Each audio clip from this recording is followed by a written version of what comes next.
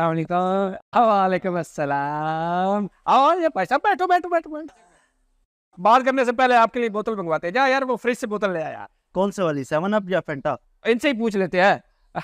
बताओ कौन सी पियोगे, 7 अप या फंटा? 7 अप ले आए जी। नहीं फेंटा ले आए 7 अप यार। फेंटा, मैं फेंटा पीता हूँ यार, फैंटा मीठी होती है, मैं 7 अप पीऊंगा। भाई, मुझे मीठी पसंद है। लड़ क्यों रहे हो? टॉस कर लो, जो जीतेगा वो बोतल मंगवा लेंगे। हाँ, टॉस करवा। टेल। टेल।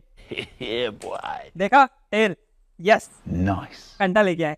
अच्छी बोतल है, जा फंटा ले आ। हाँ, मैं ले आता। और सब ठीक है?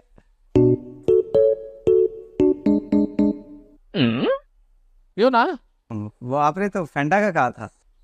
फेंटा ही तो है, ये देखिए, फेंटा। FANTA, फेंटा। फेंटा ही है। पियो ना। नहीं नहीं,